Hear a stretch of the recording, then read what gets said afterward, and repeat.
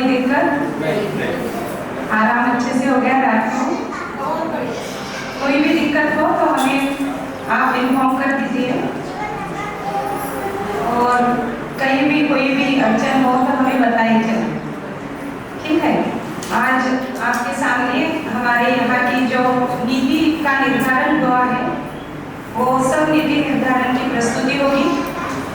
तो उसके बाद उत्पादन विनिमय की जो नीति का निर्धारण हुआ है, यहाँ जो उत्पादन होता है उसके बारे में प्रस्तुति होगी। तो 2:30 बजे तक का जो सेशन है उसमें ये 2 प्रस्तुतियाँ आज यहाँ होंगे। उसमें हमारे सभी साहित्य स्तरीय के परिवार के सदस्य शामिल हैं। तो सबसे पहले साहित्य स्तरीय की जो नीति है उसके बारे में मैं और मेरे श्रीमान जी यहाँ आपके सामने वो नीति का निर्धारण प्रस्तुत करने जा रहे हैं। हम महाराष्ट्रीयन हैं, आप सभी को मालूम है। हमारा भाषा का थोड़ा अड़चन है, हिंदी भाषा हमें आपके जैसे नहीं बोलनी आती, तो बीच बीच में कोई मराठी शब्द आ सकता है तो आप पूछ लेना। और हमारी इच्छा है कि जितना ये सेशन इंटरैक्टिव होगा उतना अच्छा है। आपके लिए प्रश्न पूछने का पूरे अवसर हम देंगे। आपको प्रश्न पूछना है, प्रश्न उत्तर के मार्फत ही अच्छा आपका ये कंसेप्ट क्लियर होगा नीति निर्धारण का। तो आप बेझिझक प्रश्न हमें पूछते रहिए। उस माध्यम से हम यहाँ आपको बताएंगे कि कैसे यहाँ हमने सानिध्य स्थली की नीति का निर्धारण किया और कैसे सानिध्य स्थली में हम रहे हैं। कुछ भी आपको लगे शंका क्वेश्चन तो आप पूछ लेना।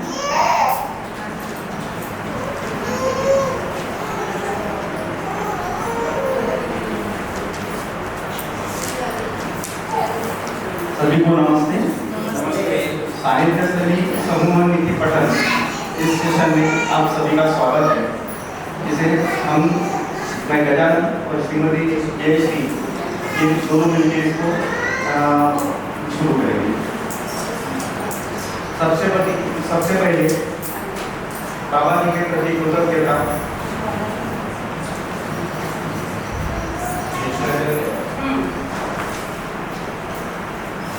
तथा हमारे मार्गदर्शक एवं निर्देशक योगेश भैया एवं परिवार इनके प्रति भी कृतज्ञता, और हमारा जो सानिध्य स्थली परिवार है उनके प्रति भी कृतज्ञता अर्पित करते हुए हम हमारे संस्थान का एक शॉर्ट में जो परिचय है वो आपको पहले दिखाना चाहेंगे। ये हमारा पूरा सानिध्य स्थली परिवार है, लेकिन इसमें सिर्फ योगेश भैया का फोटो नहीं है। भैया के लिए माफी मांगती हूँ, तब भैया नहीं थे। भैया भी हमारे परिवार में ही की सदस्य है। यहाँ सानिध्य स्थली परिवार में आपको 6 मकान दिखते हैं, लेकिन उसमें हमारा 7वां परिवार है विनोद भैया का। और वहाँ इस फोटो में विनोद भैया है, उनका परिवार भी है। तो इसमें जो 6 परिवार है वो आपको जैसे पता ही है। हमारा पहला परिवार है गजानन भैया और मैं, दूसरा परिवार योगेश भैया का है, तीसरा परिवार विद्याताई दिलीप भैया, चौथा परिवार विजय दादा जयश्री ताई टोपे का परिवार, 5वां परिवार सचिन भैया तांबेकर और विद्या दीदी का परिवार है। ये विद्या दीदी और नैनदा है उनके साथ, अनवरी बेटा है उनके परिवार में नीचे। हाँ, और 6वां परिवार सचिन हो और आकांक्षा दीदी का, उनके 2 लड़के जुड़वा बेटे अद्वैत और सात्विक उनके हाथ में, उनको लिए हुए सचिन भाई। वो मामा के घर गए हैं तो यहाँ नहीं दिख रहे हैं। तो ये हमारा पूरा सानिध्य स्थली परिवार है।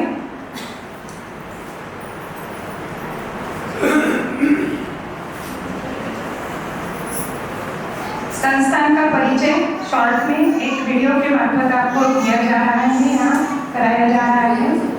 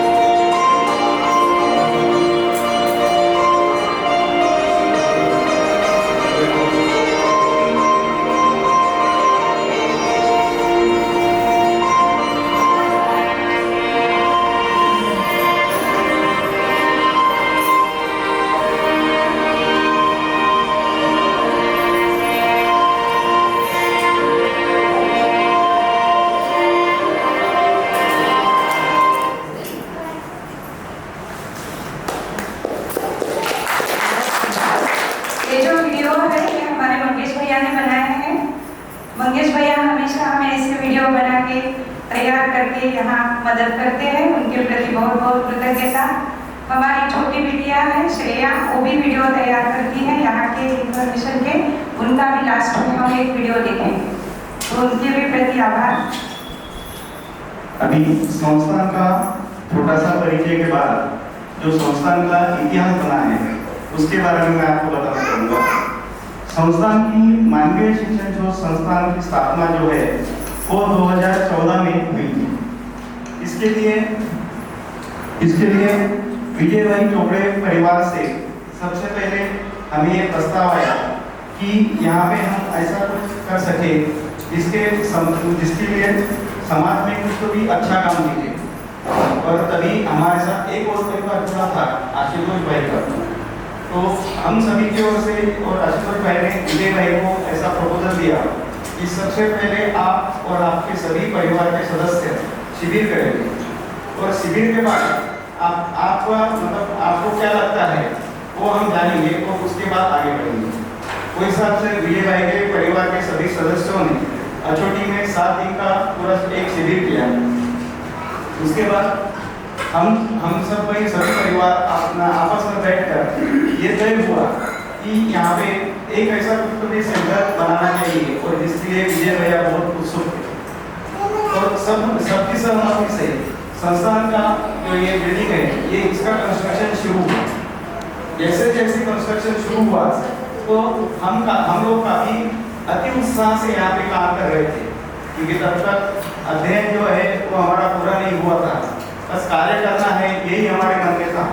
और कोई भी किसी बगैर सवाल के यहाँ पे जुड़ गया, जितनी मेहनत कर सकता है वो मेहनत से ये सेंटर खड़ा करेगा। अंत में जब बिल्डिंग खड़ी हुई तब सबसे बड़ा सवाल था कि हम यहाँ रहा कैसे करें, क्योंकि बहुतांश हमारे परिवार में से लोग सर्विस मतलब टीचर लोग हैं, तो उनकी सर्विस भी इम्पोर्टेंट है। तो जब भी सैटरडे संडे आता है तो सैटरडे संडे के समय हम यहाँ सेंटर पे आते थे, या कोई हॉलीडेज है तो उस समय यहाँ आते थे, कुछ संस्थान के कार्य करते थे या कुछ मीटिंग्स वगैरह होते रहती थी। इस तरह से 2014 गुजर गया।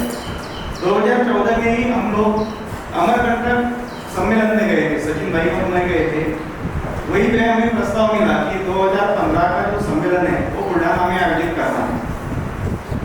तो हमारे सामने तो बहुत बड़ा सवाल था कि इतना बड़ा सम्मेलन और हम कैसे अरेंज करें। तभी विजय भैया और आशुतोष भाई से बात हुई, और उन्होंने जैसे उनसे बात किया उन्होंने तुरंत रिप्लाई दिया कि हाँ करो। और फिर 2015 का सम्मेलन करने की तैयारी हमने जोर शोर से शुरू कर दी। सम्मेलन भी हमारे शक्ति अनुसार जितना अच्छा हो सके उतना हम लोगों ने पूरा प्रयास करके सम्मेलन सफल बनाने का पूरा प्रयास किया। सम्मेलन के बाद संस्थान में हमारा यही रहना आना जाना ये सब शुरू था। उस दौरान हम सभी परिवारों का एक कॉमन किचन था, उसी में खाना बनाना और उसी से सबका काम हो जाता था। धीरे धीरे हम जैसे जैसे आगे आते हैं या शिविर की श्रृंखला हमारी चलती रही, तो उसमें कुछ सुधार करने की आवश्यकता महसूस हुई। इसमें 2016 से परिवार समूह सभा का आयोजन होने लगा। कभी बुल्ढाना, कभी सेंटर पर जैसी उपलब्धि हो वैसे परिवार समूह की सभा का शुरुआत हुआ। इस दौरान बुल्ढाना में ही सामूहिक पठन कार्यक्रम शुरू हुआ। सामूहिक पठन से थोड़ी अध्ययन में गति बढ़ी, ऐसा ध्यान में आया। और परिवार समूह सभा क्यों चाहिए, तो इसके लिए भी कुछ ऐसे निष्कर्ष बने कि जो भी समस्या है उसको सुलझाना कैसे है, उसका निर्णय कैसा करना है, या जो भी भविष्य में जो भी कुछ कार्यक्रम योजना बनाना है वो कैसे बनाना है। तो इसलिए परिवार समूह सभा का गठन होना शुरू हुआ। उसके बाद यहाँ पे एक स्कूल शुरू करना चाहिए, ऐसा एक सब परिवारों के वजह से परिवार की ओर से एक प्रस्ताव आया कि उसके लिए जगह कौन सी करना है, या मोहल्ला में मतलब ये जो सेंटर है यहाँ पे स्कूल शुरू करना है या बुल्ढाना में शुरू करना है। तो फिर बुल्ढाना में जगह और वो उसका मैनेजमेंट वो सबसे बड़ी समस्या सामने खड़ी। फिर सब एक सहमति से ये तय हुआ कि यहीं पे स्कूल शुरू होगा, और वो हिसाब से हम सभी परिवारों ने हमारा प्रयास शुरू किया। बाद में परिवारों की वार्षिक भागीदारी यहाँ संस्था पे क्या रहेगी, इसके बारे में चर्चा होने देते हैं। जैसा मैं हूँ तो मैं साल भर में पूरी संस्थान के लिए कितना समय दे सकता हूँ, मैं क्या क्या जिम्मेदारी निभा सकता हूँ। ऐसा हर परिवार का अपने अपने द्वारा वहाँ पे जो है जो समय दे सकते हैं वैसा उनका अपना प्रस्ताव रखा गया और वो हिसाब से यहाँ पे काम करना शुरू हुआ। 2017 में लोक प्राधिकरण के लिए शिविरों का आयोजन करना शुरू हुआ। बहुत सारे शिविर हमने ले लिए, शिविर तो ले लिए, शिविर सक्सेसफुली भी हो गए। जैसा भैया ने आज सुबह बताया तो वहाँ पे संख्या नहीं, वहाँ पे भीड़ भी बहुत ज़्यादा जमा हुई। पर वो भीड़ में ये समझ में आया कि ये तो हो रहा है पर हम लोग कहाँ खड़े, तो इसके लिए स्व मूल्यांकन की आवश्यकता बनी। जैसे स्व मूल्यांकन की आवश्यकता बनी तो स्व मूल्यांकन में ये समझ में आया कि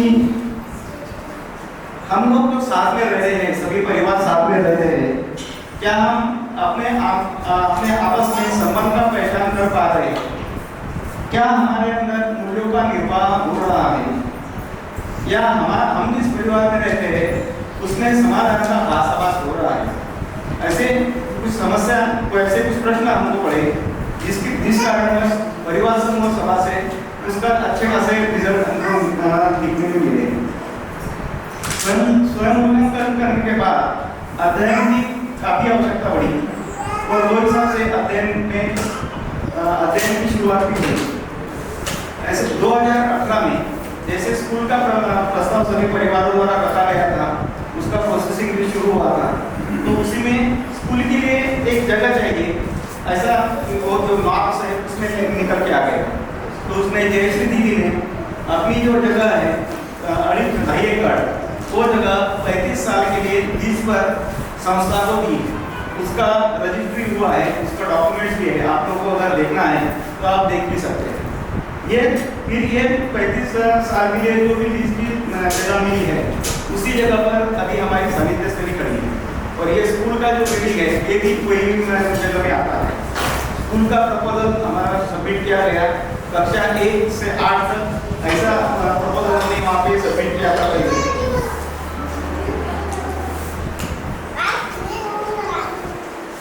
और इसके बाद जो नीति का निर्माण हुआ तो योगेश भाई के मार्गदर्शन में जो नीति का निर्माण हुआ उसमें कुल 15 तरह से हमने नीतियाँ बनाई हैं। इसका डॉक्यूमेंट भी हमारे पास अवेलेबल है, आप देख सकते हैं। इसके संस्थात्मक निधि, इसके पोषण तेलहानी निधि, शिक्षा संस्कार निधि, स्थान या सुविधा उपलब्धता निधि, भोजन व्यवस्था निधि, आवास व्यवस्था निधि, प्रकाशन निधि, उत्पादन विनिमय निधि, प्रबोधन कार्य प्रस्तुति निधि, संस्थान को भेंट देने वाले व्यक्तियों के लिए निधि, सहयोगी परिवार निधि, साधन सदुपयोग संबंधी निधि, रख रखाव निधि, चिंतनाभ्यास निधि, अंतर समूह निधि और कोष निधि। इस तरह से सबसे पहले हमारी ये जो पहली नीति जो बनी वो इस तरह से हुई।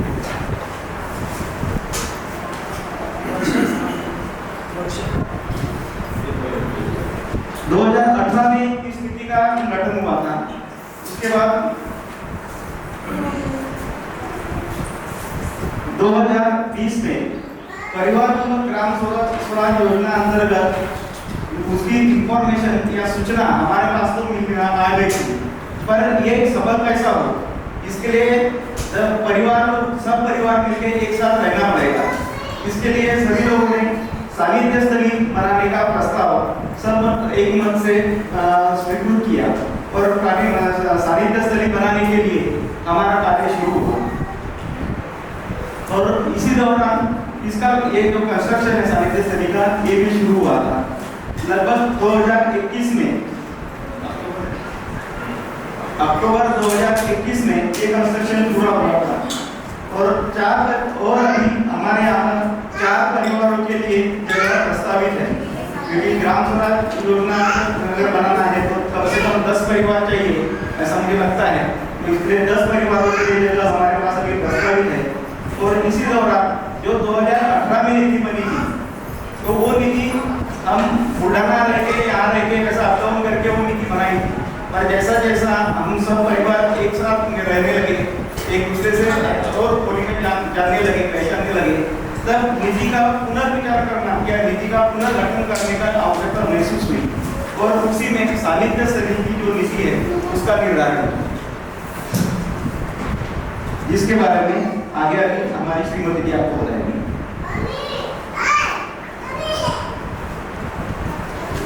धन्यवाद श्रीमान जी।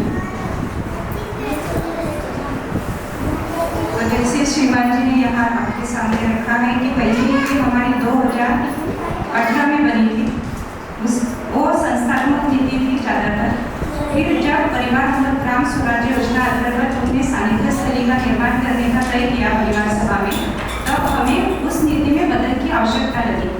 तो इस हिसाब से हमने उस नीति में बदल करके हमारी जो दूसरी नीति है वो 2019 में जब हमारा सानिध्य स्थली का कंस्ट्रक्शन चालू था, आपके लिए सौभाग्य है कि आपका कंस्ट्रक्शन बनने से पहले ही आपकी नीति बन रही है, लेकिन हमारा कंस्ट्रक्शन चालू होने के बाद सानिध्य स्थली की नीति हमने यहाँ योगेश भैया के साथ लगातार 6-7 दिन बैठ के पूरी की। तो उस नीति का जो उद्देश्य हमें जो लगा सभी परिवारों को, वो मैं आपके सामने रखना चाहती हूँ। जैसे नीति की जो परिभाषा है दर्शन में बताई हुई है कि नियति विधि पूर्वक गतिविधियाँ, मतलब जिसमें हम देखते हैं नियति का मतलब है विकास और जागृति के लिए गुणात्मक परिवर्तन क्रम। तो इस गुणात्मक परिवर्तन क्रम में जो विधि पूर्वक हमें गतिविधियाँ करनी है वो विधि है मानवीयतापूर्ण व्यवहार, आचरण, उत्पादन, विनिमय, मानवीय शिक्षा संस्कार, तन मन धन रुचि अर्थ का सदुपयोग और सुरक्षा के नियम। मतलब यहाँ हम समझ सकते हैं कि विधि का एक अर्थ है नियम, और भैया ने हमें सेशन में बताई है करके कि जीने के लिए नियम बहुत आवश्यक है, नैतिकता के लिए नियम आवश्यक है।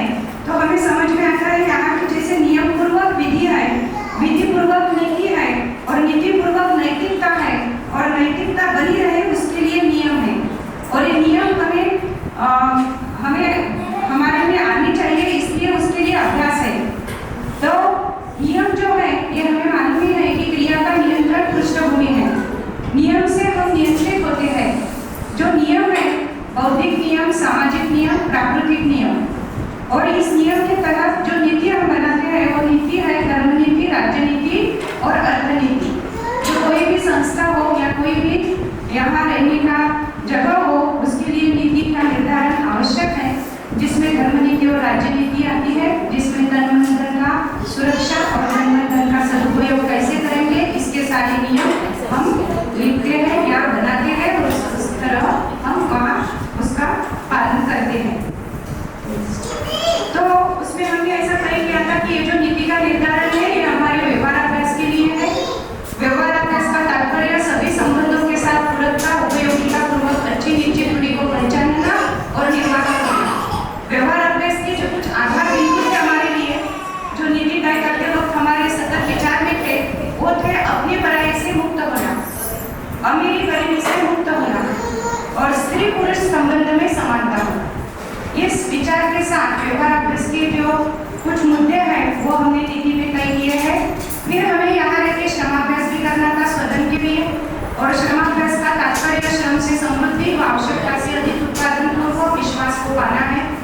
श्रमाभ्यास का एक उद्देश्य है कि कोई काम छोटा या बड़ा नहीं है, इसे स्थापित करना, बच्चों में हमारी अगली पीढ़ी में शारीरिक स्वस्थता को पाना व शरीर की क्षमता को विकसित करना, अलग अलग टाइप के कौशल सीखना और स्वजन के लिए श्रमाभ्यास करना। इस उद्देश्य में श्रमाभ्यास की भी नीति हमने बनाई है। तो ये दोनों नीति के लिए व्यवहाराभ्यास और श्रमाभ्यास के लिए जो महत्वपूर्ण है वो शास्त्राभ्यास की भी नीति है, जिसमें व्यवहाराभ्यास और श्रमाभ्यास का आधार जो शास्त्राभ्यास है, तो उसका तात्पर्य है दर्शन के वाङ्मय को अच्छी तरह से पठन, श्रवण और मनन करना। शास्त्राभ्यास का उद्देश्य वाङ्मय के मूल तत्वों और आधारभूत तत्वों से स्पष्ट होना है। तो इस उद्देश्य के साथ हमने जो नीति बनाई, वो नीति बनाने के लिए जब सानिध्य स्थली का कंस्ट्रक्शन चालू था तब कोरोना काल था, ऑफलाइन सब बंद था। तो हम सानिध्य स्थली में रहने वाली जो हमारी सभी दीदियाँ हैं, योगेश भैया की तरफ से प्रस्ताव आया कि दीदी महिलाओं का संवाद होना चाहिए। आप सोचो कुछ संवाद होगा, कुछ आपकी नीति ठहरे बनेगी, तो बाहर रह के क्या करना है क्या नहीं करना है ये पहले से ही तय करना है।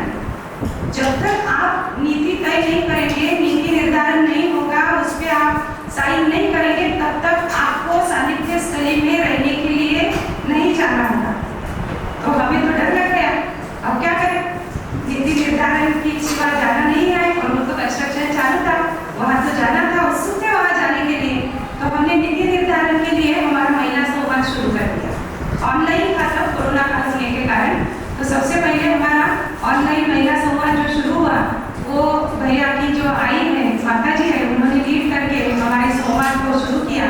उसमें हम साहित्य स्तरीय के सभी 6 दीदियाँ और मंजू ताई जो सातवां हमारा परिवार है वो शामिल रहते थे। और उसमें हम हर हफ्ते एक बार मिलते थे ऑनलाइन, उसमें हम मुद्दा देते थे, उस मुद्दे पे सभी दीदियाँ अपना मत व्यक्त करती थी, विचार बताते थे। तो उसमें जो मुद्दे आए थे हमारे और जो नीति में बहुत हमें आवश्यक लगे और पूरा करने और डिस्कशन का हमें नीति निर्धारण के वक्त बहुत फायदा भी हुआ, वो मुद्दे थे घर में मंदिर होना या नहीं होना चाहिए। अब दर्शन के अनुसार जीना है तो हमारे घर में अब जब सानिध्य स्तरीय में हम रहने जाएंगे तो घर में हम मंदिर बनाएंगे या नहीं बनाएंगे, कर्मकांड करना है या नहीं करना है, जैसे श्राद्ध है, पितर है, मृत्यु के बाद जो विधि है, ये सब जो कर्मकांड है वो हमें वहाँ रहने के बाद करना है या नहीं करना है चाहिए, इस पे भी हमारा डिस्कशन होता था। जो त्योहार है वो त्योहार कैसे मनाने हैं, कौन से त्योहार मनाने हैं, कैसे मनाने हैं, तो उसमें हमारा ये तय हुआ था कि जो पर्यावरण पूरक त्योहार है वही हम वहाँ मनाएंगे, जो पर्यावरण को हानि नहीं पहुँचाएंगे ऐसे ही त्योहार हम वहाँ यहाँ मनाते हैं। जैसे बैल पोला है, दिवाली है, जहाँ संबंधों का बहुत अच्छे संबंधों में मूल्यों का निर्वाह होता है, ऐसे त्योहार हम यहाँ मनाते हैं। उत्सव मनाना, कैसे उत्सव मनाएंगे, जन्मोत्सव है तो कैसे मनाएंगे, नामकरण उत्सव है वो कैसे मनाएंगे, इसका सभी का हमने बहुत अच्छे से महिला संवाद में चर्चा करके एक लिखित स्वरूप में हमारा पूरा महिलाओं का बता रही हूँ, ये पूरा पहले ही तैयार था हमारा कि कैसे वहाँ रहने के बाद हम वहाँ क्या करेंगे क्या नहीं करेंगे। फिर घर में टीवी होगा या नहीं होगा, इस पर भी हमारी चर्चा हुई। फिर हमारे सानिध्य स्तरीय में जाने के बाद वहाँ जो शादी होगी, विवाह होगा, वो कैसा होगा, दर्शन के अनुसार होगा या परंपरा के अनुसार होगा। फिर एक यहाँ ऐसे तय हुआ हमारे नीति निर्धारण में कि जो सानिध्य स्तरीय में जो परिवार है उस परिवार में जो किसी भी 2 परिवारों के बीच में शादी नहीं होगी। यहाँ जो है सब भाई बहन हैं हमारे बच्चे, तो यहाँ किसी भी 2 परिवारों के बीच में शादी नहीं होगी, ये तो तय हुआ है नीति में।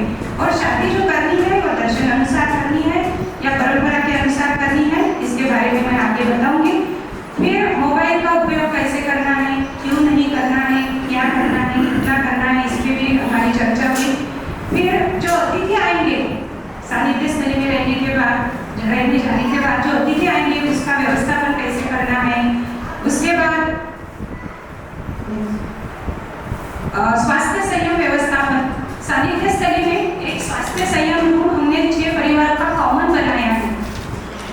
अभी वो संचेतना कक्ष में बदल गया है, अध्ययन केंद्र उसका बना है, तब हमने स्वास्थ्य संयम व्यवस्थापन पर भी चर्चा की थी कि जब कोई बीमार पड़ेगा तो उसका हम कैसे इलाज करेंगे, कहाँ करेंगे, तो स्वास्थ्य संयम रूम का हम कैसे उपयोग करेंगे, वहाँ पंचकर्म करेंगे, कैसे आयुर्वेद को वहाँ हम अप्लाई करेंगे और हमारा शरीर स्वास्थ्य अच्छे रखेंगे।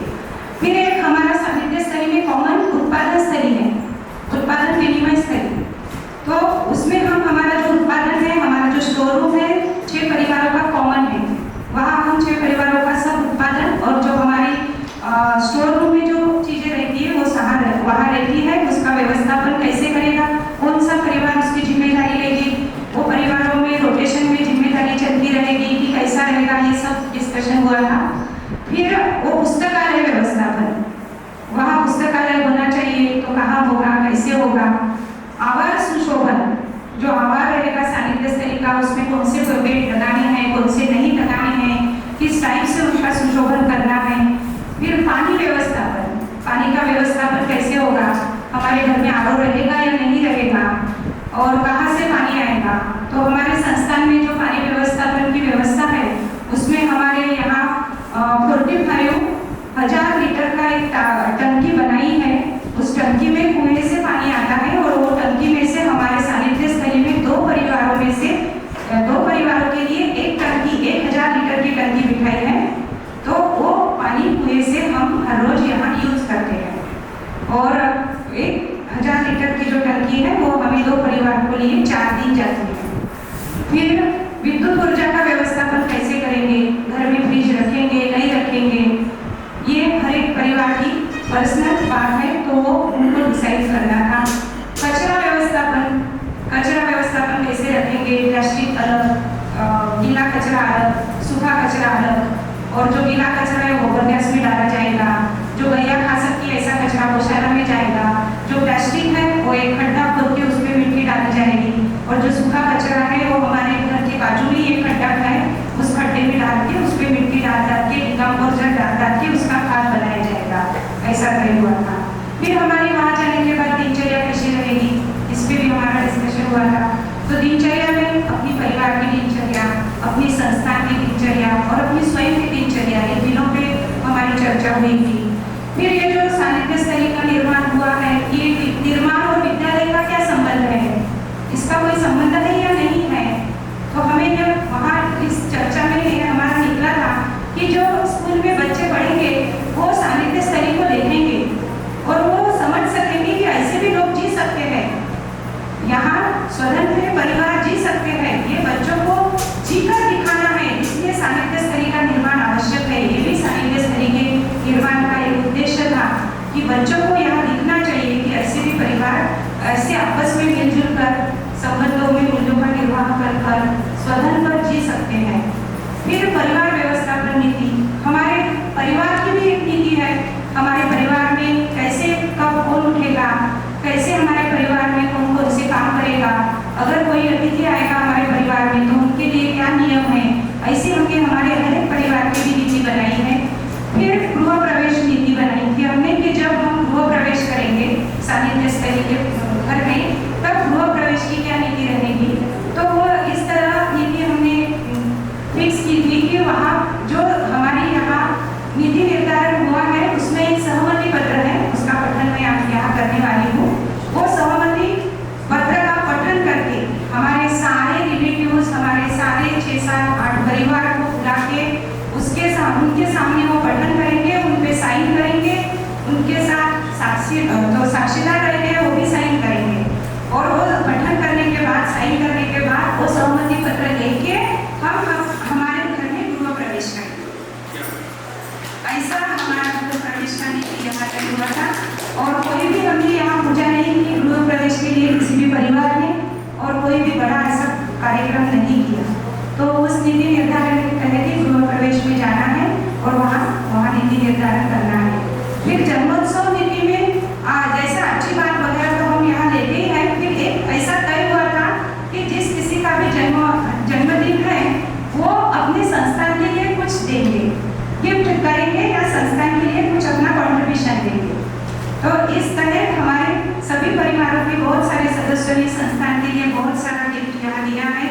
यहाँ जो सानिध्य स्थली, पोषण स्थली, समृद्धि स्थली या साधना स्थली, ऐसी जो आपको फ्लेक्स दिख रही है, फलक दिख रहे हैं, वो हमने हमारे बर्थडे पे यहाँ दिए थे, कर दिए। तो उसके बाद हमने ऐसा तय किया था कि जो 3R है, रिड्यूस, रीयूज एंड रिसाइकल, ये 3R का हमें यहाँ ज़्यादा से ज़्यादा पालन करना है, कम से कम यूज करना है। रिड्यूस मतलब जो हमारी आवश्यकता है वो कम से कम करके साधन जो है नैसर्गिक साधन संपत्ति उनका कम से कम यूज करना है, रिड्यूस करना है, और रीयूज करना है, उसको ज़्यादा से ज़्यादा हम एवरीथिंग रीयूज कर सकते हैं, और रिसाइकल भी करना है, कपड़े का रिसाइकल कर सकते हैं, ऐसा हमने फिक्स किया था। फिर आहार व्यवस्थापन में हमने ऐसा तय किया था कि सानिध्य स्थली में सिर्फ शाकाहार ही होगा, वहाँ कोई ड्रिंक नहीं करेगा, तंबाकू सेवन नहीं करेगा, वहाँ कोई भी गुटखा नहीं खाएगा या कोई मांसाहार नहीं करेगा। ये तो आहार व्यवस्थापन में हमारा नीति में निर्धारण हो चुका है। और जब 2014 में पंढरपुर यात्रा के तहत बाबा जी यहाँ आए थे, तब बाबा जी के चरण कमलों में यहाँ हमने ऐसा सत्यापन किया था सभी परिवार मिलके कि यहाँ का हर साधन ये अखंड समाज और सार्वभौम व्यवस्था के लिए समर्पित है। तो यहाँ का जो हर साधन है, हमारा घर हो, हमारा इंडिल हो, हमारा कोई भी साधन हो, ये हमारे बाद ये अखंड समाज और सार्वभौम व्यवस्था के लिए ही समर्पित रहेगा। ये हमारा बाबा जी के साथ तय हुआ संकल्प है। 2014 में बाबा जी जब यहाँ आए थे तब बाबा जी ने एक वाक्य हमें बताया था कि मानव शाकाहार विधि से ही जागरूक होगा। तब से हमने ये तय किया है कि यहाँ शाकाहार ही रहेगा। दूसरा मांसाहार या कोई अन्य तरह का सेवन यहाँ कोई नहीं करेगा। उसके बाद जो प्रकाश नीति है, प्रकाशन नीति, आप सभी को मैं बताना चाहती हूँ कि पूरे महाराष्ट्र में जो दर्शन के बुक्स है, वाङ्मय है, तो मराठी माध्यम के जो बुक्स है वो उनका जो स्टोरेज है ये हमारे यहाँ हमारे संस्थान में है और उसकी जिम्मेदारी हमारे परिवार ने ली है और यहाँ हम वो प्रकाशन नीति मार्फत वो देखते हैं। उनका पूरा हिसाब पूरे महाराष्ट्र में यहाँ से बुक डिस्ट्रीब्यूट होते हैं और उनका हिसाब हमारा परिवार यहाँ रखता है और उसमें स्वर्णा ताई और योगेश भैया का हमें अच्छे से सहयोग है।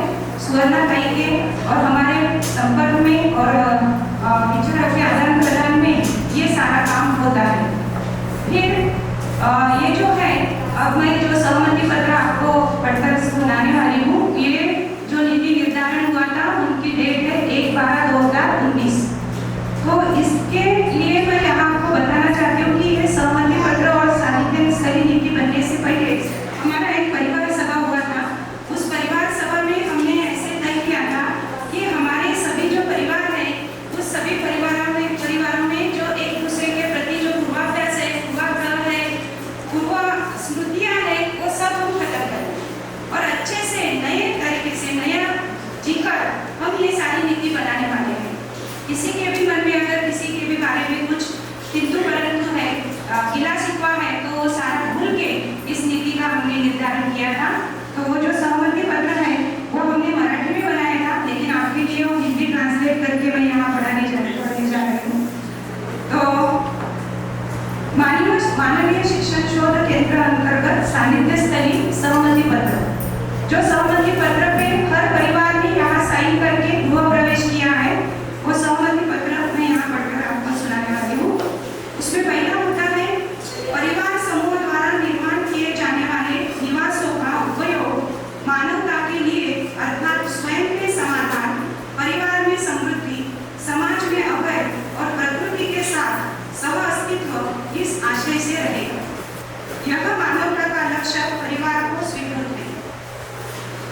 निर्माण किए हुए घरों में रहते हुए उपलब्ध जमीन का और उद्योगों के लिए उद्यम स्थली का उपयोग करते हुए यहाँ रह रहे परिवारों की मानव सहज आवश्यकता जैसे आहार, आवास और संरक्षण के लिए उपयोगी वस्तुओं का उत्पादन करना तथा साथी परिवार समूह के सहमति से इन साधनों का उपयोग दूरदर्शन, दूरश्रवण और दूरगमन के यंत्र निर्माण हेतु कर सकते हैं। यहाँ रह रहे हम सभी परिवारों को यह ज्ञात है कि इस भूमि का उपयोग अमानवीय कार्य जैसे मनोरंजन के प्रचलित प्रकार, shopping mall, film, cinema hall इत्यादि जिनके द्वारा शोषण होता है अर्थात जागृति विरोधी कार्य होता है, ऐसे कार्यों के लिए नहीं होगा। इस पर सभी परिवारों की सहमति है। यहाँ के परिवारों को हमेशा के लिए ध्यानाकर्षण है कि यहाँ इस भूमि पर व्यापार विधि से शोषण करना निषेध है तथा हमारी ओर से अमानवीय लाभ प्रवृत्ति को कभी भी प्रोत्साहन नहीं मिलेगा या नहीं दिया जाएगा। हम स्वयं के प्रति आश्वस्त है कि ऐसे अमानवीय प्रवृत्ति के जाल से हमारा परिवार संलग्न नहीं होगा। सभी परिवार सदस्य मानते हैं कि समस्त साधन समाज का धन है।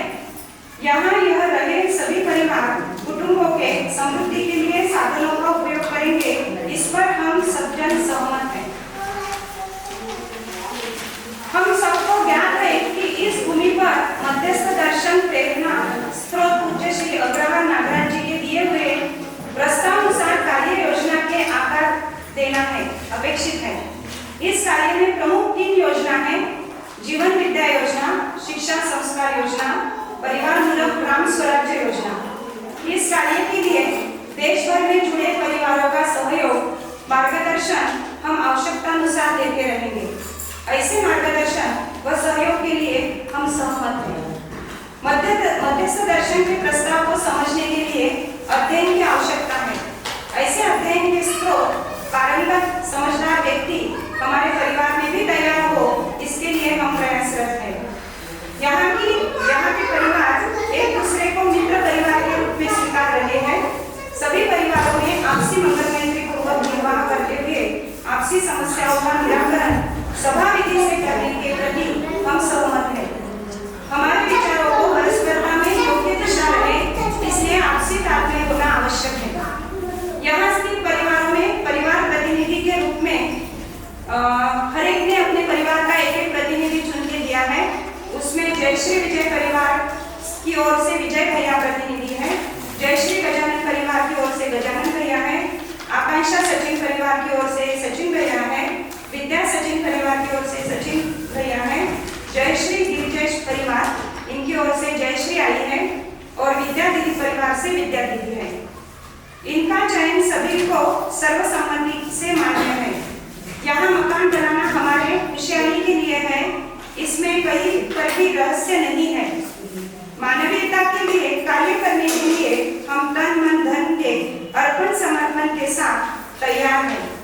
इसलिए परस्परता में विश्वास और सम्मान बनाए रखने में हम प्रतिबद्ध हैं। परिवार की मानसिक तैयारी हो, इसके लिए हम सभी जन पूरी तरह से जिम्मेदार हैं। हम सभी इस पर सहमत हैं। भविष्य में कुछ विशेष परिस्थितियां उत्पन्न हो सकती है, जिसमें परिवारों को स्थानांतरण की आवश्यकता हो सकती है। उस स्थिति में हम यहाँ निर्मित आवास के उसी उद्देश्य से प्रेरित परिवार को हस्तांतरित करने के लिए सहमत हैं। उस वस्तु का क्रय मूल्य और परिवार का चयन परिवार समूह द्वारा निर्धारित किया जाएगा। परिवार समूह वस्तु का क्रय मूल्य का भुगतान करने के लिए तब तक बाध्य नहीं होगा जब तक कि इसी उद्देश्य से प्रेरित परिवार नहीं मिलता। उक्त मोहल्ले में किसी भी व्यक्ति को किराए पर कोई आवास उपलब्ध नहीं होगा। हम सभी इस पर सहमत हैं। यहाँ के परिवार इस जमीन पर निवास करने के लिए सर्वसम्मति के आधार पर सभी परिवारों का आपसी अनुबंध करने के लिए यहाँ के परिवार सहमत हैं। यहाँ के परिवार वर्तमान भ्रमित स्थिति से अवगत हैं। ऐसे संक्रमण काल में परस्पर व्यवहार का नियंत्रण कैसे होगा, इसका प्रबंधन व्यवहाराभ्यास पुस्तिका के अनुसार समूह के नियंत्रण में रहेगा। सानिध्य स्थली, यहाँ हमने हमारे हर एक भाग को एक नाम दिया है। जहाँ हम रहते हैं उस भाग का नाम सानिध्य स्थली है। फिर जहाँ हमारे उद्योग चलते हैं उस भाग का नाम उद्यम स्थली है। जहाँ हमारी खेती चलती है वहाँ समृद्ध स्थली है। फिर जहाँ श्रम स्थली और जहाँ हमारा कुआं है वहाँ मार्गदर्शन स्थली है। जहाँ पोषण स्थली है, गौशाला में हम पोषण स्थली नाम दिया है। फिर हमारा जो स्कूल का कैंपस है वो साधना स्थली है। फिर संयम स्थली है, जो हमारा संयम केंद्र था उसको संयम स्थली नाम दिया है। विनिमय स्थली, हमारे विनिमय कोष को नाम दिया है। फिर ये जो मेन गेट है उस गेट से गौशाला तक आने का जो मार्ग है उसको उत्थान पथ नाम दिया है। फिर गौशाला से हमारे सानिध्य स्थली के तरफ जाने वाला जो मार्ग है उसको जागृति पथ नाम दिया है। और गौशाला से खेती में जाने का जो मार्ग है उनको गौरव पथ नाम दिया है। और उसके बाद हम जहाँ घूमने के लिए जाते हैं सवेरे सवेरे उसको प्राण स्थली नाम दिया है। और मृत्यु के बाद जहाँ हमारा अंत्य संस्कार होगा वहाँ भी हमने नाम दिया है। उसका नाम है जहाँ स्थान सुरक्षित किए हैं आपने को निकालना पड़ेगा पहले से। क्या बात है, जो नाम दिए पहले से बना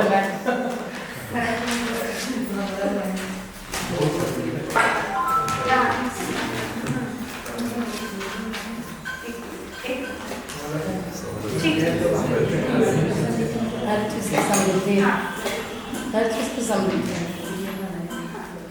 तो इस तरह से हमारा ये सहमति पत्र बना था। दीदी शमशान का क्या नाम रखे हैं? हाँ, संरक्षण स्थली। नहीं भैया, संरक्षण स्थली नाम है इसका। आप संरक्षण स्थली। चलो बढ़िया। हम लोग देख रहे एक मिनट। नहीं यार, जब तक किसी को नहीं मिलेगा हाँ, तब तक प्रेरणा नहीं स्थली। मिलेगा। अरे वाह, उसका नाम है प्रेरणा स्थली, जो हमारा नाला परिसर है उसका नाम है संवर्धन स्थली। फिर बाकी के हो गए। दीदी एक जगह गली भी लिखा है। गली में रास्ता गली है, गली। जो गली है, जैसा 512 है, जहाँ। वैसा हमारी सहवास गली है। हाँ उस गली में सानिध्य स्थली है। जाते हैं ना समाज गली। हाँ हाँ, जैसे आप मोहल्ला कहते हैं उसको हम गली कहते हैं। मराठी में कहते हैं। जी तो इस तरह से सहमति पत्र हमने बनाया था और इस सहमति पत्र पर हमने साइन करके गृह प्रवेश किया है। उसमें एक बात आपको बताना चाहती हूँ कि महिला संवाद में से जो निष्कर्ष निकला था उस नीति निर्धारण के बाद हमारा ऐसा एक तय हुआ था। जैसे आपको प्रश्न पड़ा होगा कि दीदी ने बताया घर में देवघर हो या नहीं हो, टीवी हो या नहीं हो, तो उसका निष्कर्ष क्या निकला। तो ये ऐसा तय हुआ था कि सभी परिवारों के घर में हमारे आई बाबा हैं जो अबव 60 इयर्स ओल्ड है, तो उनके लिए उनके हिसाब से हम उनको जीने देंगे। उनको कोई भी हम क्रॉस नहीं करेंगे। अगर वो चाहते हैं कि घर में देवघर होना चाहिए, मंदिर होना चाहिए, तो घर में देवघर रहेगा। उनके वो जब तक है तब तक उनके हिसाब से ये सब चलेगा। उनको अगर टीवी देखना है तो घर में टीवी भी रहेगा। उनको जिस हिसाब से शादी करना है घर में बच्चों की, वो उस हिसाब से वहाँ उस परिवार में शादी होगी। तो ये ऐसा तय हुआ था कि जो अबव 60 इयर्स ओल्ड है, जो सीनियर सिटीजन है, उनके लिए ज़्यादा हम नीति का ज़्यादा कोर्स नहीं करते हैं। लेकिन उनकी जो पीढ़ी है, अगली पीढ़ी, जैसे हम हैं, हमारे आई बाबा की अगली संतान, जो हम एवरेज सानिध्य स्थली में अबव नियर एवरेज 50 के पास है सभी। तो हम जो है हम नीति का निर्धारण अनुसार ही जिएंगे ताकि हमारे बच्चे हमारा अनुकरण कर सकें। तो हमारे सानिध्य स्थली में जब आप आएंगे घर देखने के लिए, तब आपको किसी घर में देवघर भी दिखेगा, मंदिर दिखेगा, टीवी भी दिखेगा, कोई पूजा पाठी अर्चा भी दिखेगी। तो ये इस कारण है कि सीनियर सिटीजन जब तक हमारे घर में है तो उनका सम्मान रखने के लिए, करने के लिए हम उनको कोई किसी भी तरह का क्रॉस नहीं करते हैं। ठीक है। तो इस सहमति पत्र के बाद जो हमारी नीति तय हुई थी, सानिध्य स्थली की नीति, वो 6 मुद्दे के आधार पर तय हुई थी। वो जो 6 मुद्दे हैं दर्शन में बताए हैं, मानव व्यवहार दर्शन बुक में। वो 6 मुद्दे सिर्फ आपको मैं पढ़ा के सुनाती हूँ और उसके आधार पर जो है नीति वो हमने तय की है।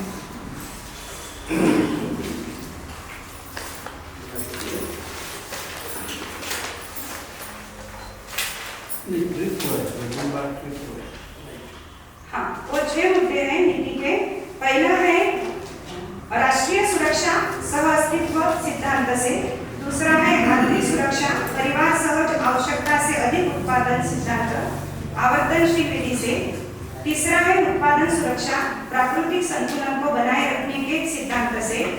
चौथा है विनिमय सुरक्षा श्रम नियोजन व विनिमय सिद्धांत से।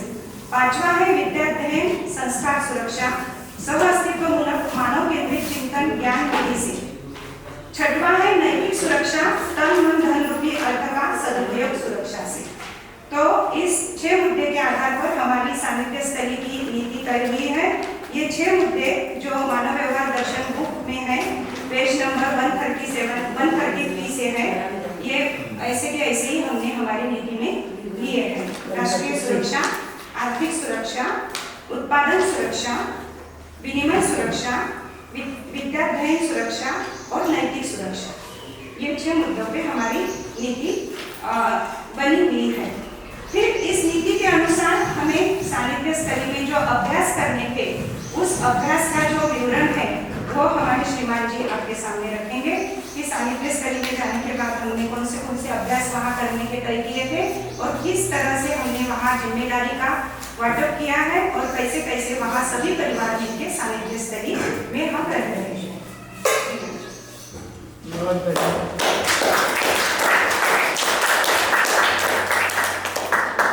दीदी एक प्रश्न था, हाँ जी। महिलाओं ने ही संवाद क्यों किया? हाँ, आपने कहा ना महिलाओं ने संवाद करके नीतियाँ बनाई, तो इसमें भाइयों का क्या योगदान था? महिलाओं ने संवाद इसलिए किया कि कुछ बातें महिलाओं की अच्छी तरह से होती है जिसमें पुरुष इतने हॉल में ही रहते हैं, ऐसी कुछ बातें रहती है। तो फिर हमारे महिला संवाद का जो पूरा निष्कर्ष था वो हमने पुरुष के सामने, हमारे पूरे परिवार सभा के सामने रख दिया था। महिलाओं में अच्छी से मैत्री होनी चाहिए। महिलाओं में जो कुछ पारंपरिक कंसेप्ट रहते हैं, कैसे घर होना चाहिए, कैसे नहीं होना चाहिए, महिलाओं के लिए ज़्यादा सेंसिटिव मुद्दा है। तो महिलाओं का एक कंसेप्ट क्लियर होना चाहिए कि वहाँ रहने से जाने से पहले हमें क्या करना है, क्या नहीं करना है, क्योंकि बाद में अड़चन नहीं आनी चाहिए, झगड़े नहीं होने चाहिए। आपने ऐसे किया, मैंने ऐसे नहीं किया, ऐसा क्यों किया वगैरह, ये सब पहले ही हमने महिलाओं ने संवाद करके तय किया था। और इसमें हमें हमारे सभी पुरुष मंडली की सहमति थी कि आप ऐसा संवाद करो, ताकि आपके प्रश्न अगर सुलझ गए तो हमारी बहुत सारी समस्या कम हो जाएगी।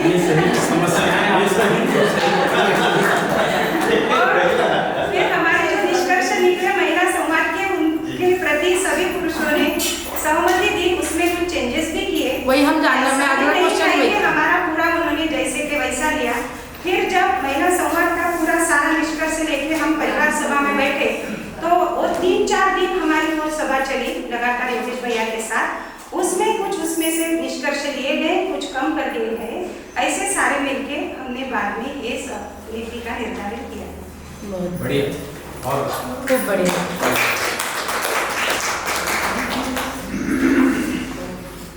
अभी जो हमारी सानिध्य स्थली बनी है उसके हमने कुछ ऐसे अलग अलग पार्ट्स में उसका डिवाइडेशन किया है ताकि उसको उसका रखरखाव करने में आसानी हो।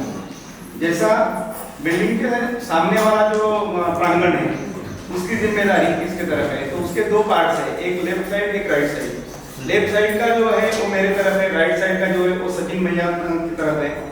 इमारत जो बिल्डिंग है उसके पीछे का जो एरिया है वो विद्या दीदी तरमड़े उनकी जिम्मेदारी है। जो पोर्च है सामने नीचे 3 मकान के सामने एक पोर्च है और ऊपर भी एक पोर्च है। निचला जो पोर्च है वो नीचे रहने वाले परिवार उसका ध्यान रखेंगे, ऊपर का जो पोर्च है ऊपर रहने वाले परिवार उसका ध्यान रखेंगे। बाद में जो जीना है उसके नीचे का जो एरिया है वो एरिया गोडाउन, कचरे का व्यवस्थापन, ऊपर की कच्ची, स्वास्थ्य संयम खुली, इन सभी की जिम्मेदारी सभी परिवार सामूहिक तौर से निभाएंगे। जो परिसर है उसके स्वच्छता के जो निकष बनाए हैं उसमें अनावश्यक घास जो है उसकी कटिंग करना है, प्लास्टिक विरहित परिसर रखना है, जो भी वेस्ट वाटर आएगा उसका नियोजन करना है। उसके नियोजन के लिए हमने लगभग 3 सोर्स खड्डे बनाए हैं और सोर्स खड्डे में ही वो पानी जाता है। लगभग हर घर का किचन का जो पानी है वो सोर्स खड्डे में जाता है और फिर वहां से फिल्टर होके जो साइड में नाला है उसी में वो पानी जाता है। और यहाँ पे अगर कोई जो कुत्ता वगैरह हम पालते हैं तो उसका वो जो भी ये करेगा, मतलब उसका उसकी जो भी गंदगी रहेगी तो वो जो परिवार उसको संभालेगा उसकी वो जिम्मेदारी रहेगी कि उसे वो साफ करना है। तो कुत्ता पालना है कि नहीं, इस पे भी चर्चा हुई। हाँ, चर्चा हुई थी क्या क्या पालना है कुत्ते की और क्या पाल सकते हैं हम यहाँ, ऐसे भी चर्चा हुई थी। तो यहाँ क्या क्या और पाल सकते हैं? उसका फल नहीं पाया लेकिन यहाँ से मुर्गी वगैरह पाल सकते हैं, मुर्गी वो पाल सकते हैं, मुर्गी हाँ, और क्या कर सकते हैं, ऐसी सारी चर्चा हुई। तो मुर्गी पालेंगे पर शाकाहार करना है तो अंडे मुर्गी का एक सब्जेक्ट आएगा वो इसलिए है कि जैसे उनको अगर गौशाला में छोड़ते हैं तो गाय के आंग पे जो ऐसा ये कीड़े आते हैं एक प्रकार के उनको खत्म कर देते हैं। बस वही उसका उद्देश्य, बाकी दूसरा कोई उद्देश्य नहीं, ना तो उनकी संख्या बढ़ाना है या ऐसा कुछ नहीं है, इसके लिए वो रखा है। पशु साथ में पक्षी भी है। हाँ, जैसे कुक्कुट पालन ये उद्देश्य नहीं था, जी जी वो सिर्फ परिसर स्वच्छता रखते हैं इसलिए। बाद में पानी, हाँ कुक्कुट पालन नहीं, वो कुक्कुट पालन नहीं है, माने पक्षी पालन है। हाँ, तो उसके नियंत्रण के लिए कोई प्राकृतिक ऐसा कुछ है? नहीं हमने किया इसलिए कि अच्छा हाँ नहीं किया, पालन वगैरह नहीं किया। ये खाली मुद्दा भी था हमारे यहाँ एक सानिध्य स्थली में, वो भी नहीं हम अच्छे से रख सके उनको, तो हमने दे दिया। ठीक बढ़िया। बाद में पानी पीने का जो व्यवस्थापन है, तो उसके लिए अगर घर पे हम आरओ लगाते हैं तो आरओ का जो वेस्ट वाटर होगा उसका रीयूज करना है, और पानी पीने के लिए कुएं का ही पानी आएगा। उसके लिए गर्म पानी के लिए ऊपर सब लोग मिलके गर्म सोलर हीटर लगाया हुआ है। और जो आगे भविष्य में पानी पीने की जो योजना है उसमें ऐसा है कि जो अभी जो आपने सिंटेक्स की टैंक लगे है, प्लास्टिक की टंकी जो ऊपर बैठी है, तो वो निकाल के लोहे की टंकी कैसे लगा सकेंगे इसके बारे में आगे थोड़ी सी विचार करना है। किसकी टंकी बोल रही है? अभी सिंटेक्स की टंकी हाँ, लगाई है ना उसके प्लास्टिक बाद- वाली, तो उसको निकाल के लोहे का मतलब अपना जो ये आता है टैंकर जैसा ये आता है ना, लोहे का पूरा। लोहे का। हाँ वो जो उसका सीमेंट का नहीं बना सकते? नहीं सीमेंट का नहीं। तो लोहे का क्यों ऐसा क्या कुछ खास? लोहे का भैया ऐसा है कि प्लास्टिक में एक तो टंकी मतलब समर के या धूप बढ़ती है तो टंकी हमेशा भर के रखना पड़ती है, क्योंकि अगर टंकी भर के नहीं रखेंगे तो क्रैक जाने के बहुत ज्यादा चांसेस है, और उसमें के पानी का जो टेम्परेचर है वो भी काफी बढ़ जाता है।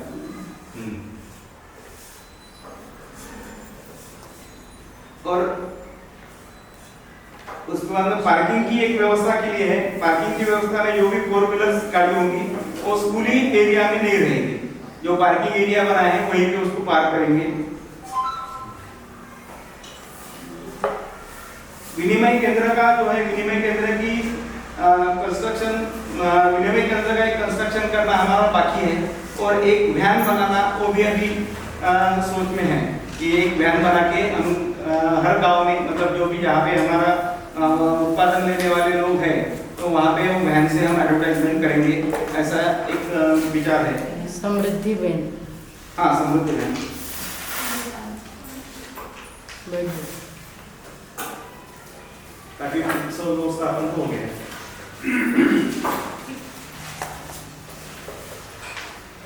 तो बहुत बढ़िया। इस पर हमें जैसे तैसे हम सानिध्य स्थली में रहने के लिए गए और अध्ययन करने लगे, तो उसमें अध्ययन में तो गति आ रही है, और ऐसा लगता है कि जैसे जैसे अध्ययन होगा वैसे हमारी स्थिति गति बदलती रहेगी और इस नीति में बदल भी होते जाएंगे। ऐसा नहीं कि ये नीति परमानेंट है, जैसे हम आगे बढ़ेंगे आवश्यकता अनुसार इसमें बदल भी हो सकते हैं, और एक ऐसा संकल्प है कि ऐसी हमारी स्थिति गति बन जाए कि हम बाबा जी ने बताई हुई जो नीति है वहां तक पहुंचे। तो इसी उद्देश्य के साथ और संकल्प के साथ ये हमारी जो प्रस्तुति थी ये हमने यहाँ रखी है। ये बात मैं बताना चाहती हूँ सभी परिवारों की ओर से कि जो भी कुछ हम यहाँ करते हैं या आप करेंगे तो वो सारा जो है डॉक्यूमेंटेशन और लिखित स्वरूप में होना चाहिए। जो भी करते हैं, जो भी करना है, जो भी दिया है, जो भी लेना है, सारा लिखित स्वरूप में हमारे पास होना चाहिए, उसका डॉक्यूमेंट अपने पास रहना चाहिए। क्योंकि परिवार आते हैं, कोई परिवार जाता भी है, तो जो कुछ हमने यहाँ आते वक्त लाए थे, अगर कोई परिवार आया हो गया तो उन्होंने लाया हुआ सामान भी उसके साथ चला गया। तो एक ऐसी सूचना है कि जो भी कुछ है, जो कुछ हमको यहाँ देना है, लेना है या कुछ करना है, तो वो सिर्फ सारा लिखित स्वरूप में हमें लिख कर रखना चाहिए। ये हमारे लिए बहुत आगे चल के अच्छी बात होगी। तो ऐसा है, और सुधार की जो आवश्यकता हमें लगती है इसमें और भी नीति निर्धारण हो गया, हमारा रखना भी हो गया, लेकिन ऐसे नहीं कि हम 100% उसमें सफल हो गए। अभी भी कुछ सुधार की हमें आवश्यकता लगती है कि जो हमारी परिवार समूह सभा है और जितनी चाहिए उतनी निरंतर नहीं होती है, उसमें भी कंटिन्यूटी आनी हमें आवश्यक लगती है। फिर हमारा जो कचरा व्यवस्थापन का हमने जैसे डिसाइड किया था उस तरह से हम नहीं निभा पा रहे हैं, ये भी हमें कमी दिखती है। प्लास्टिक का जो वापर था, जो हमने फिक्स किया था कि यहाँ प्लास्टिक कम से कम आना चाहिए, रैपर्स कम से कम आना चाहिए, वो हम इतना जितना आवश्यक था और जितना अपेक्षित था उतना नहीं कर सक रहे हैं, प्लास्टिक यहाँ बहुत आ रहा है, उसका व्यवस्थापन, कचरे का व्यवस्थापन जिस तरह करना चाहिए उस तरह से हम नहीं कर रहे हैं। पानी व्यवस्थापन में भी थोड़ी सुधार की आवश्यकता है। पानी जब टंकी से ओवरफ्लो हो जाता है तो मालूम ही नहीं रहता और बहुत सारा पानी वेस्ट हो जाता है, तो इस पे एक सुधार की आवश्यकता है। फिर परिसर स्वच्छता में थोड़ी सुधार की आवश्यकता है। जितना परिसर स्वच्छ रहना चाहिए, रखना चाहिए, उतना हम नहीं रख सकते हैं। जो एक्सेस घास है वो भी यहाँ निकालने में हम अक्षम हैं, क्योंकि वो बहुत ज़्यादा है, निकालते हैं और जल्दी से आ जाता है, तो उसको कंट्रोल में नहीं ला सक रहे हैं हम। और विनिमय केंद्र की स्थापना यहाँ हमें कर दी थी 2022 में, वो हमारी तरफ से अभी तक नहीं हुई है। हमारी इच्छा है कि एक आउटलेट हमारा होना चाहिए, यहाँ होना चाहिए, एक बुल्ढाना में भी होना चाहिए। सैटरडे संडे वहाँ रखेंगे, यहाँ रखें रहेगा, तो उस हिसाब से हमें आउटलेट की भी यहाँ एक आवश्यकता लगती है। वो भी हम जल्दी ही हम सारे परिवार मिलके पूरा करेंगे। और आप सभी ने बहुत अच्छे से हमें सुना, आप सभी का बहुत बहुत धन्यवाद। हमारी मीडिया ने बहुत बढ़िया सा वीडियो बनाया है, और जब लाइट आएगी तब हम दिखाएंगे। सभी सानिध्य स्थली पे बनाया हुआ एक वीडियो है, उसमें सारे उत्सव के फोटोज है और सानिध्य स्थली के कंस्ट्रक्शन के स्टार्टिंग से पूरे फोटो। दीदी एक दो क्वेश्चन है मेरे, रख सकते हो? हाँ। एक क्वेश्चन तो ये है कि उधर परिसर की स्वच्छता वाली बात तो आप बता दें। जैसे ये बिल्डिंग तो विद्यालय की बिल्डिंग है, फिर इसका भी परिसर है, तो इसकी स्वच्छता की जिम्मेदारी किसकी? हाँ, तो मैं बताना चाहती हूँ कि ये जो बिल्डिंग है ये संस्था की बिल्डिंग है। संस्थान और सानिध्य स्थली ये दो अलग अलग चीजें हैं, ये हमने मिक्स नहीं किए हैं। संस्थान की नीति अलग है और सानिध्य स्थली की नीति अलग है, एक दूसरे को पूरक है लेकिन अलग अलग है। तो संस्थान में जो भी है वो है शिक्षा और लोक शिक्षा का कार्यक्रम, ये संस्थान में आता है। और जो यहाँ का उत्पादन है ये परिवार मूलक है। यहाँ का ऑयल मिल हमारा परिवार संभालता है, अर्कशाला, साबुन निर्मिती, तरमड़े का परिवार संभालते हैं, हल्दी और गुलकंद का यूनिट भैया संभालते हैं। खेती हम यहाँ 3-4 परिवार मिलकर जो है भैया की खेती चोपड़े दादा की वो हम करते हैं। फिर ये सब परिवार मूलक है, ये इसका सारा परिवार भी दिखता है। जिस उद्योग की जिम्मेदारी जिस परिवार के तरफ है उसका सारा काम वो परिवार करता है, उसमें दूसरा परिवार कोई हस्तक्षेप नहीं करता है। लेकिन जब परिवार सभा होती है तो परिवार सभा में हम अपना सारा वो जो उद्योग का काम है, कितना हुआ, उससे क्या मिला, क्या कम है, उसमें क्या समस्या है, ये सब परिवार में डिस्कस होता है। और कैसे एक दूसरे के लिए हम पूरक बनेंगे और उद्योग कैसे आगे जाएंगे, ये हम चर्चा करेंगे। जी दीदी, एक क्वेश्चन और था। जैसा अभी आप लोगों ने बताया कि पहले शुरुआत में आके इकट्ठा रहे, एक ही किचन में सबका बनता था, फिर कुछ ऐसा हुआ, फिर अलग अलग हुआ, तो उस समय में क्या अप डाउन्स हुए, फिर उनको कैसे आपने सुलझाया, वो भी एक बड़ा फैक्टर होता है। और उसकी ज़रूरत क्यों पड़ी कि हमको किचन अलग करना पड़े, और हम क्योंकि आप लोग जितना मेहनत कर लिए उसके निष्कर्ष हमको मिलेंगे तो हमारा उतना बच जाएगा, है ना? हाँ, तो दीदी 2014 में इस संस्थान की स्थापना हुई, तब ये बिल्डिंग बनने तक तो ये एक ही घर था, जो सौरभ भवन दिख रहा है ना बाजू में, जहाँ भैया का सम्मेलन के समय जो था, हाँ, वो यहाँ हम आने से पहले खड़ा था वो। तो वहाँ ऊपर भैया रहते थे विजू दादा और उसके नीचे उनके भैया रहते थे बंडू दादा। तो जब कंस्ट्रक्शन चालू था इस बिल्डिंग का, तब हम वहाँ उनके नीचे और ऊपर कभी कभी रहते थे दिन भर। रात को तो हम कभी रहे नहीं, यहाँ कंस्ट्रक्शन होने तक आना जाना चालू रहता था बुल्ढाना से। तो यहाँ आते थे हम टिफिन लेके, बुल्ढाना से टिफिन लेके हम यहाँ आते थे, वहाँ टिफिन खाते थे और कंस्ट्रक्शन का काम देखते थे। ये बगीचा तभी हमने तैयार किया है, इस बगीचे में जो फल के पेड़ लगे हैं वो सारे खड्डे, वो सारी मेहनत हमारे 6 परिवार की है। तभी कंस्ट्रक्शन के साथ साथ ये बगीचे की निर्मित हुई है। फिर बाद में जब तक ये कंस्ट्रक्शन नहीं होगा तब तक टिफिन लेके तो हम आते थे जाते थे बुल्ढाना से। बुल्ढाना कितने दूर है यहाँ से? 17 किलोमीटर। हाँ तो सर, हाँ, आना जाना चालू रहता था। फिर ये बिल्डिंग होने के बाद ऐसा तय हुआ कि ये जो संस्था की जो किचन है वो किचन सारे परिवार मिलकर यूज करेंगे, एक किचन। और परिवार यहाँ आते थे, वहाँ खाना बनाते थे, यहाँ खाते थे और हमारे काम यहाँ हम करते थे जो कुछ भी है। हमें ऐसा लगा कि एक किचन में थोड़ा जम नहीं रहा है, तो हम एक किचन के बजाय बड़ा किचन बहुत टाइम लगता था पूरा पैकिंग करने में, साफ सफाई में, रख रखाव में। तो एक छोटा किचन जो ऊपर है, अब लाइब्रेरी बनाया है उसको देखा मैंने। हाँ, तो लाइब्रेरी में हम किचन बनाए और आजू बाजू 4 रूम थे जिसके अब 2 हॉल बना दिए हैं। तो 4 रूम में 4 परिवार रहते थे, सचिन भैया तांबेकर, सचिन भैया मोठे, हमारा परिवार और तरमड़े ताई का परिवार। और नीचे जो गंडू भैया रहते थे वो यहाँ से गए, वहाँ हमारे देशपांडे सर का परिवार रहता था। तो ऐसे 5 परिवार हम यहाँ रहते थे। फिर 4 परिवार वहाँ रहने के बाद वो चारों की जो दिनचर्या थी बिल्कुल अलग अलग थी सभी। मैं तो सैटरडे संडे आती थी, मेरा जॉब है बुल्ढाना में। फिर भैया का जॉब अलग जगह था, सचिन भैया का अलग था, तरमड़े ताई का अलग जॉब था, मतलब उनका अलग टाइप का शेड्यूल था। तो सभी की दिनचर्या अलग होने के कारण उनके जो टाइमिंग थे खाने के पीने के वो अलग अलग थे। तो उसमें हमने 1.5-2 साल ऐसे निकाले वो कॉमन किचन में ऊपर के। लेकिन ऐसे समझ में आया कि अगर ये अलग अलग होता है तो अच्छी व्यवस्था होती है। ऐसे झगड़े वगैरह वहाँ कुछ नहीं हुए, लेकिन तकलीफ होती थी, चिड़चिड़ होती थी। तो इसमें से निकलने के लिए हमने परिवार सभा में ऐसे तय किया कि अगर किचन हम अलग कर देते हैं तो इससे ज़्यादा आसानी होगी, हर एक का टाइम भी बच जाएगा, हर एक अच्छे से यहाँ रह सकेगा। तो जो अब अर्कशाला में आप गए थे वहाँ मैंने 3 साल निकाले और अर्कशाला में हमारा परिवार ट्रांसफर हो गया वहाँ पे।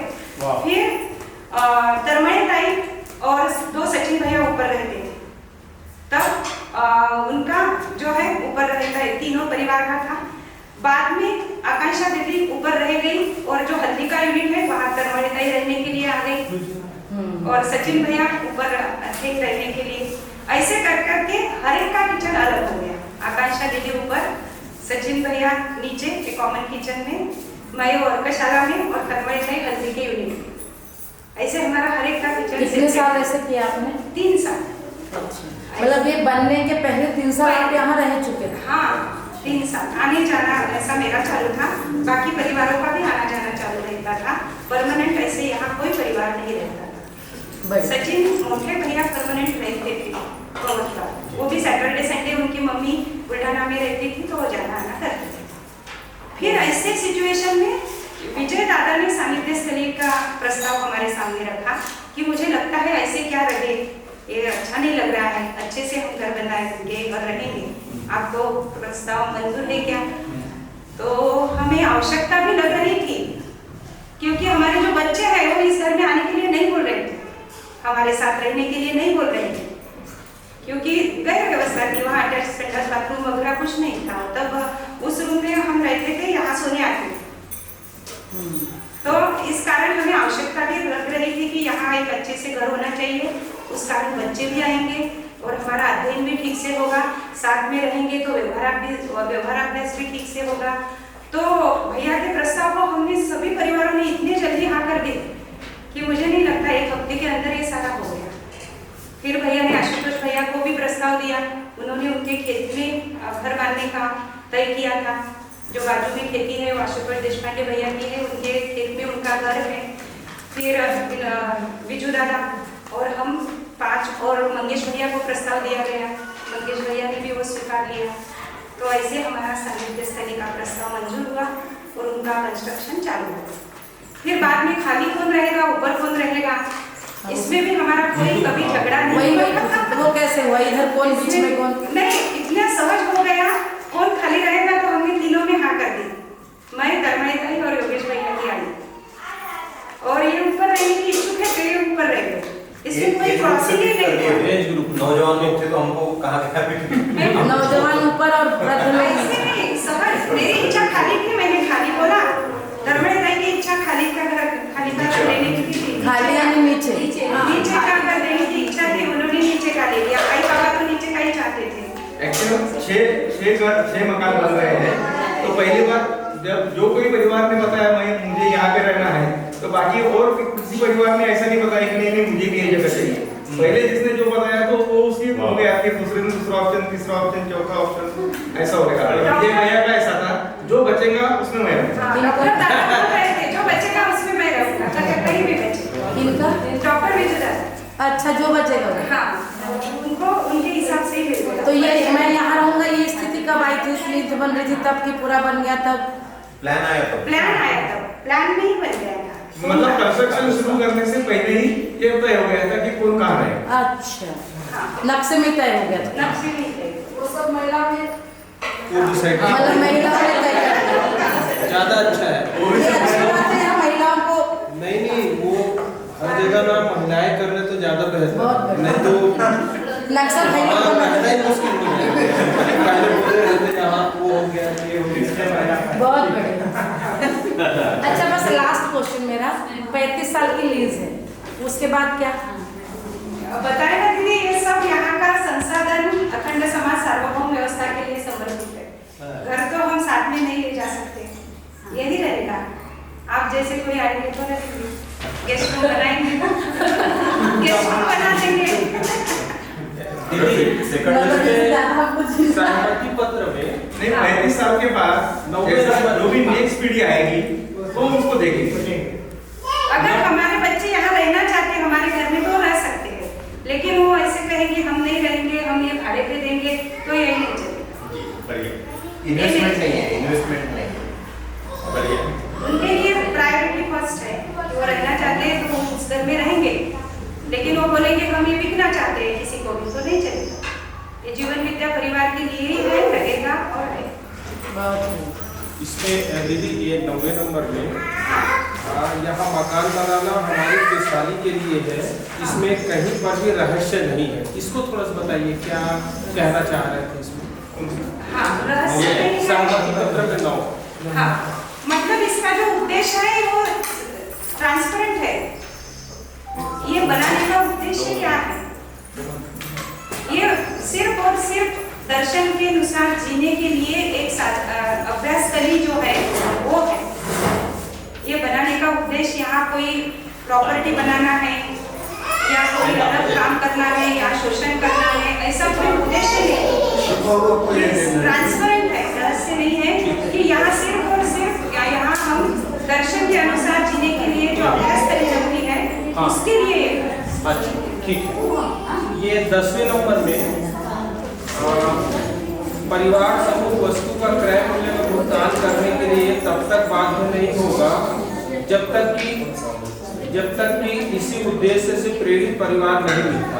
हाँ, ये इसको क्या उसमें भैया जैसा अगर किसी कारणवश मुझे या मेरे परिवार को यहाँ से स्थानांतरित होना पड़ रहा है कहीं और जगह पे, हाँ, तो ये जो मेरा मकान हमने बनाया है तो उसका जो भी मूल्य है उसका मूल्य बाकी जो परिवार है वो मुझे देने के लिए बाध्य नहीं है।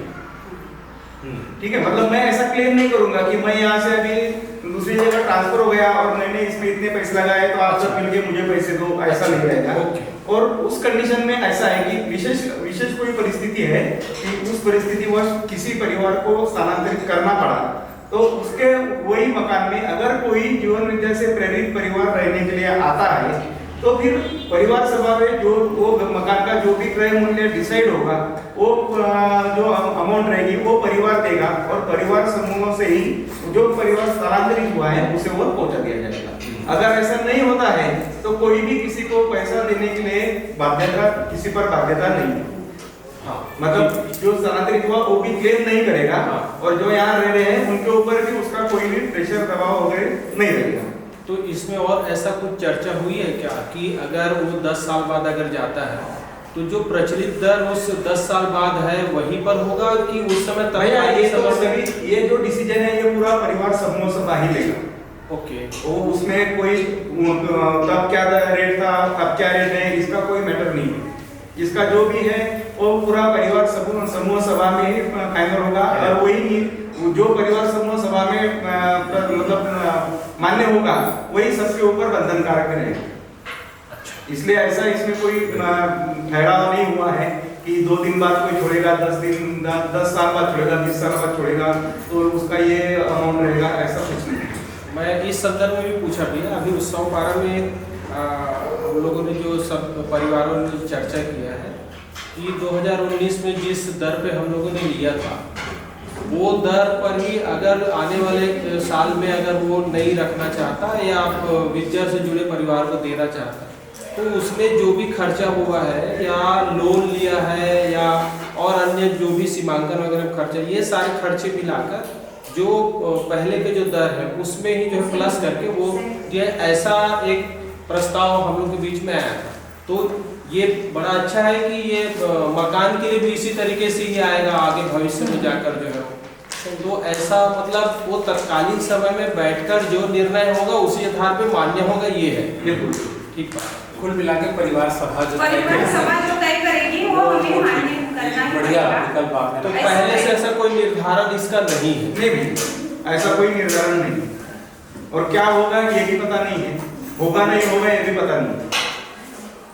मतलब मकान तो बना लिए, वहाँ पे रह रहे, जितने दिन रह रहे उतनी अपनी खुशहाली, बाकी जो है वो तो फिर पूरा समाज का लेकिन भैया इसमें एक चीज ये भी है, अभी तो हमारे जो परिवार रह रहा है ये होगा, आने वाली जनरेशन हो सकता है 10-15 साल बाद जो है आने वाली जनरेशन फिर जो है क्या उतनी चीज़ों को समझ पा रही है कि नहीं समझ पा रही है, फिर वो किस रूप में लेगा उसको, इस पे क्या हम लोगों ने दिया। मैंने बताया ना भैया, अगर उनको लगे यहाँ रहना है तो वो रह सकते हैं।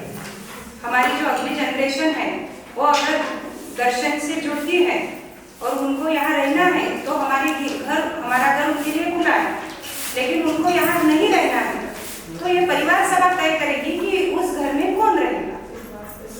हाँ वही कह रहा हूँ, जैसे अभी तो सब एक लगभग जो है उम्र तो सबकी बराबर है, बच्चे भी जो आएंगे तो वो ऐसा तो जितनी समझ हमारी बन चुकी है उतनी समझ जो है अभी उनकी है कि नहीं ये तो नहीं बात, लेकिन क्या वो इस तरीके से आगे वो स्वीकार कर पाएंगे कि नहीं, फिर वो किस स्थिति में उसको वो करेंगे। मैंने कुल मिला के स्वीकार नहीं करेंगे तो यहाँ वो नहीं रहे। हाँ एक लाइन का इसमें सही बात। एक लाइन दिया भैया, सबसे पहले तो ये है कि अगर विद्या पर निष्ठा है, विद्या की स्वीकृति है, ये पहला क्राइटेरिया है कि अगर ये दोनों है तो वो यहाँ रहने के लिए पात्र है। अगर ये बात ही नहीं है तो यार खाली रहने के लिए तो जगह नहीं बढ़िया, फिर वो हमारे बच्चे क्यों ना आप नहीं जताएंगे कि मेरे माता पिता का है तो मैं कुछ भी नहीं, जैसे जमीन के केस में हुआ, मेरे को लगता है हो सकता है मैं गलत भी जा रहा हूँ, ऐसा भी हो सकता है, लेकिन एक डिस्कशन है जैसे जमीन के मामले में आता है और स्पष्ट तरीके से हम लोगों ने बहुत चर्चा की। जमीन चूंकि एक शासकीय प्रक्रिया में है, उसका नाम है और ये सब चीज़ है, ठीक है, नाम आ रहा है।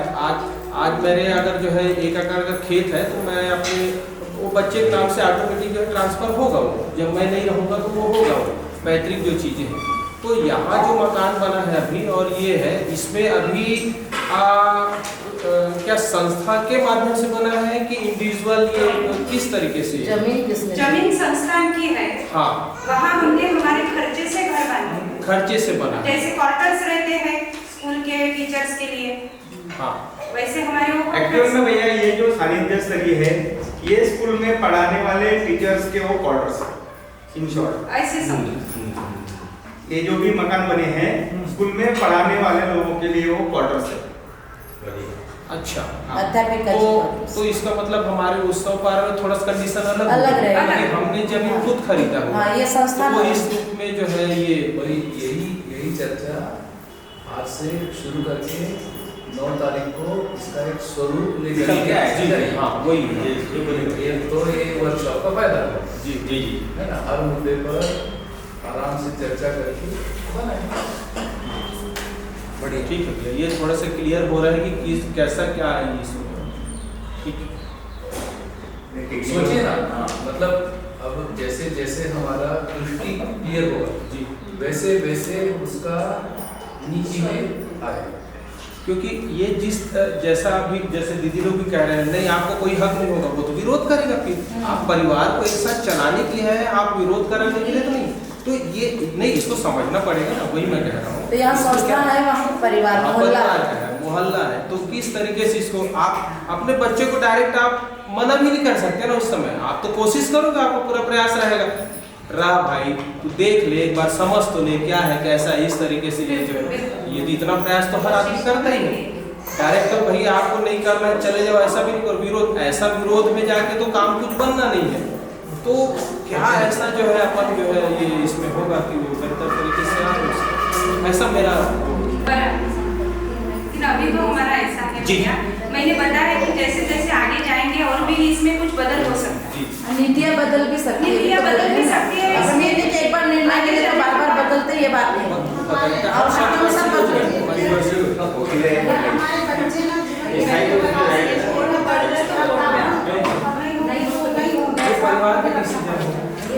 वो सब मिल के बात करेंगे। भैया का टेक्निकल जो सही है क्योंकि उन्होंने खुद की जमीन ली है, वो आगे वाला जनरेशन प्रशासनिक रूप से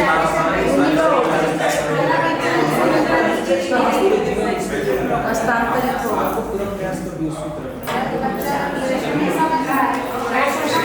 बढ़िया। एक क्वेश्चन और, यहाँ जो खेती है वो आप लोग खरीदे हैं, वो खेती किसकी है, उसको कैसे करते हैं? जो उत्पादन क्या है अच्छा, खेती का जो है वो उत्पादन में आपके सामने रखा है। ये खूब बढ़िया। दीदी ये डॉक्यूमेंट्स मिल जाएगा क्या? देख दिया। हाँ नहीं ये तो बाकी और हाँ एक बार मिल जाएगा आपको धीरे धीरे मेरी एक प्रश्न है लास्ट में। हाँ, आप स्कूल भी देखती हैं और यहाँ व्यवस्था को भी देखती हैं, तो इसका मैंने स्कूल किस तरह से करते हैं थोड़ा आप उसके लिए दीदी मैं मेरे परिवार का पूरा धन्यवाद और कृतज्ञता व्यक्त करती हूँ कि मेरे परिवार में घर में माताजी पिताजी हैं। जब मैं यहाँ आती हूँ तो वो सब वहाँ का घर संभालते हैं, तो वहाँ आने के बाद मुझे उस घर की चिंता नहीं रहती। तो ऐसे पूरे परिवार का सहयोग होने के कारण और यहाँ के भी हमारे सानिध्य स्थली के पूरे परिवार का हमें सहयोग है। कहीं भी हमें कुछ भी दिक्कत आई तो भैया साथ में रहते हैं, तो इस वजह से ये परिवार मूलक होने के कारण ही इतना पॉसिबल है। श्रीमान जी का सहयोग है अच्छे से। श्रीमान जी यहाँ ज़्यादातर रहते हैं, हम सैटरडे संडे आते हैं और छुट्टियों में रहते हैं। वैसे बच्चे भी जुड़े हैं। मेरी बड़ी बिटिया BAMS फाइनल ईयर को है, वो भी दर्शन के संपर्क में है, अच्छे से उनको स्वीकृत है। छोटी बिटिया फैशन डिजाइनिंग का कोर्स कर रही है, उन्हें भी सहमति है, अच्छे से वो भैया के साथ ऑनलाइन सेशन भी करती है। और छोटा बेटा 8वीं कक्षा में है, वो भी आज यहाँ आने वाला है, वो भी उनको यहाँ रहना पसंद है। तो ऐसा लगता है कि चलेगी गाड़ी अच्छी तरह से जाएगी आगे।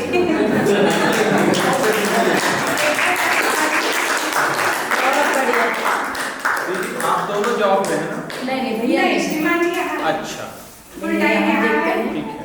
हम जॉब करते हैं। ऑयल मिल का पूरा दिन वही हाँ भैया पूरा हाँ, श्रीमान जी यहाँ के व्यवस्था में भागीदारी करते हैं। आयल मिल के साथ कुछ हाँ, खेती व्यवस्था में का भागीदारी करते हैं। तो खेती आयल मिल भैया देखते दीदी जॉब और साथ में भैया एक आपका ये भी ठीक है, एक जॉब में रहो एक ही खेती और आयल मिल संस्थान का ऑडिट का काम भी वही देखते हैं। संस्थान का मेरा लिखा हुआ है, आप मैंने लिखिए। बताया नहीं, बस मीटिंग का ऑडिट का काम किस तरह दिया हमारे है। यहाँ लिखा हुआ उनका एमकॉम भी रखा हुआ है।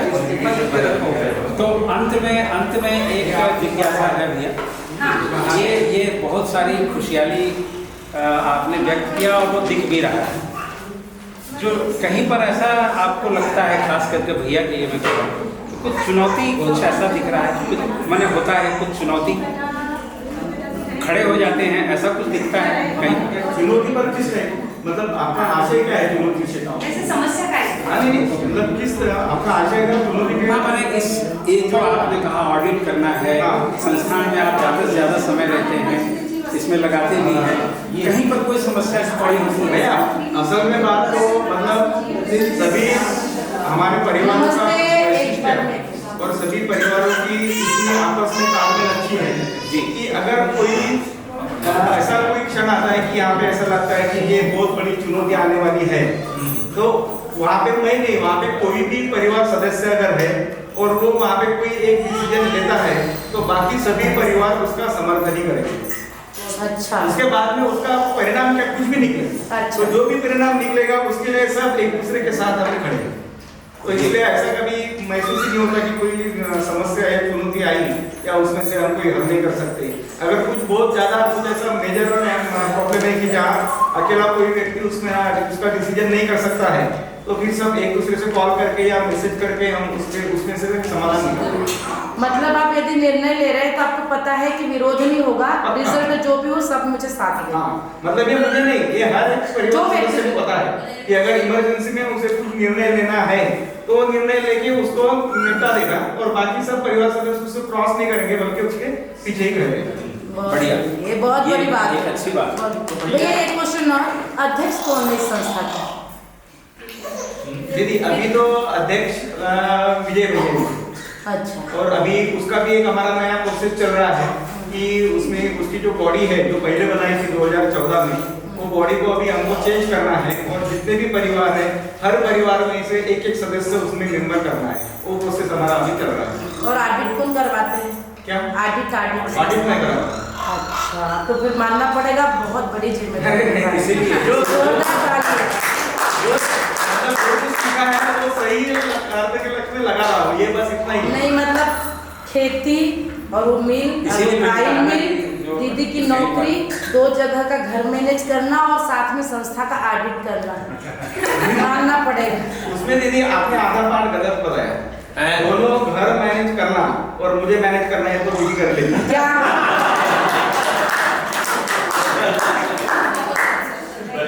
भैया हमारे परिवार में जो खुशहाली आपको दिख रही है इसका सारा श्रेय हम योगेश भैया को देते हैं। क्या बात है, ये है श्रेय दूसरों को योगेश भैया का। अच्छा योगेश, पर्सनल सवाल है, दोनों में से किसकी ज्यादा चलती है? भैया वो तो मतलब किस बारे में किसके ऊपर डिपेंड करेगा? जो भी खेती की हर एक की चलती है, नहीं भैया ऐसा हर नहीं एक है। का फील्ड अलग अलग है, हाँ? हम हर एक का क्षेत्र अलग है, उनके खेती के क्षेत्र में मैं जाता बस मैं आपका सवाल का एक आसानी से जवाब दूंगा। हर कोई एक दूसरे के कार्य क्षेत्र में मतलब हस्तक्षेप नहीं करता। यस, जो कार्य क्षेत्र है उसमें हस्तक्षेप नहीं करेगा। और ये पहले बहुत होता था भैया, अब अध्ययन से कम हो गया। अच्छा, मतलब अध्यक्ष और इसलिए खुशहाली दिख रही है। मतलब ये सब हमारे बाबा जी का क्योंकि वही इसका सही बात है। हम जो समिति बनाए उसमें भी यही हो रहा है। इसीलिए यही बात है, खुशहाली निश्चित दिख रहा है, वो सब मानना पता चलता है। अंदर में कुछ चीजें रहती हैं वो भी डिजॉल्व होते रहता है कई बार। अध्ययन की और भी आवश्यकता लगती है। इस पूरे उद्योग में और करने आना जाने में यहाँ अध्ययन के लिए जितना वक्त निकालना चाहिए वो नहीं निकाल सकते। यही हमारे लिए चुनौती है। आपने जो चुनौती बोला मुझे यही लगता है कि इस सारा इतना सारा करके अध्ययन करना ये मेरे लिए तो बहुत बड़ी चुनौती है कि कैसे निकाले टाइम और कैसे अध्ययन करें और जो इतनी बाबा जी ने हमसे अपेक्षा की है वो कैसे हम पूरा करें। बस एक यही चुनौती। अध्ययन ही चुनौती। तो खुश होइए कि योगेश भैया पास में, जब आपका मन करे आप पूछ सकते हैं। वही दुख है कि भैया पास होते हुए भी मैं उनसे ज्ञान नहीं ले रही हूँ। टाइम जा रहा है। हमको यदि एक क्वेश्चन भी पूछना होता है तो मैसेज करना पड़ता, भैया किस टाइम हम कॉल करें। जी, हम लोग आपने इंतजार करना होता है। मोबाइल देखते होंगे आप, हमको पहले मैसेज करना होता है कि योगेश भैया हमको आपसे बात करनी है। कब समय देंगे? तो 5 भैया मिनट जो का। हमें इधर से मैसेज करते हैं हम तैयार हैं। नहीं, शाम को 8 बजे, फिर हम 8 बजे कॉल लगाएंगे। नहीं, अब हम भी ऐसा करेंगे कि ज़्यादा से ज़्यादा भैया के साथ अध्ययन करेंगे, उनका जो यहाँ रहना है वो सफल हो जाएगा। नहीं तो हम हमारे जैसे दुर्भाग्यशाली हम नहीं होंगे। बहुत बढ़िया।